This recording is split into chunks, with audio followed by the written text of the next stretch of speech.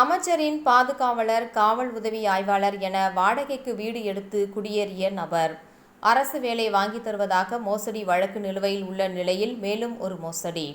அடையாள அட்டை, துப்பாக்கி, லத்தி ஆகியவை பறிமுதல் செய்து கைது செய்த காவல்துறையினர்.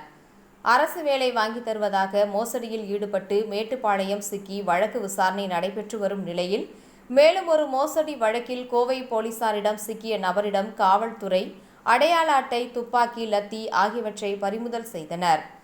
கோவை மாவட்டம் ஈச்சனாரியை அடுத்த மாச்சேகவுண்டன் பகுதியில் தினேஷ் என்பவரின் வீடு உள்ளது.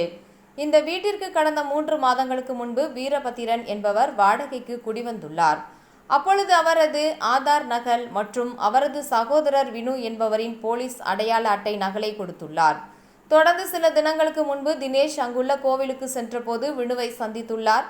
அவரிடம் எந்த காவல் நிலையத்தில் பணிபுரிகிறீர்கள் என தினேஷ் கேட்டபோது தான் அமைச்சருக்கு பாதுகாப்பு பணியில் இருப்பதாக வினு தெரிவித்துள்ளார். அப்பொழுது தினேஷ் உறவினர் அம்சவேணி என்பவருக்கு வந்த நிலையில் தான் அமைச்சருக்கு எக்ஸ்கார்ட் பணியில் இருப்பதால் அரசு வேலை வாங்கி தருகிறேன், அதற்கு 2 லட்சம் ரூபாய் ஆகும் என கூறியிருக்கிறார். அதற்கு வீட்டில் பேசிவிட்டு தகவல் கொடுப்பதாக கூறி தினேஷும் அம்சவேணியும் சென்றுள்ளனர். இந்நிலையில் கடந்த 3ஆம் தேதி தினேஷ் அந்த வீட்டிற்கு சென்றபோது வீட்டின் வெளியில் வைக்கப்பட்டிருந்த சில பொருட்கள் சிதறி கிடந்துள்ளன. அக்கம் பக்கத்தினரிடம் கேட்டபோது 3-4 தினங்களாகவே வீட்டிற்கு யாரும் வரவில்லை என தெரிவித்துள்ளனர். பிறகு தினேஷ் மற்றும் சாவியை கொண்டு வீட்டை திறந்து பார்த்தபோது வீட்டிற்குள் கைத்துப்பாக்கி, போலீசார் பயன்படுத்தும் தடிகள், மெட்டல் டிராக்டர், தமிழ்நாடு போலீஸ் என அச்சிடப்பட்ட அடையாள அட்டை ஆகியவை இருந்துள்ளன. வீட்டில் பொருட்கள் சிதறி கிடந்ததால் அதிர்ச்சி அடைந்த தினேஷ் அனைத்து பொருட்களையும் எடுத்துக்கொண்டு மதுக்கரை காவல் நிலையத்தில் ஒப்படைத்துள்ளார்.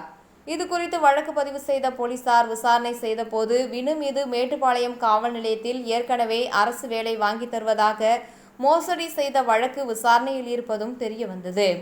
தொடர்ந்து வினு மற்றும் வீரபத்திரன் ஆகியோர் இருவரையும் தேடி வந்த போலீசார் இன்று வினுவை கைது செய்து விசாரணை நடத்தி வருகின்றனர். வீரபத்திரனை போலீசார் தேடி வருகின்றனர்.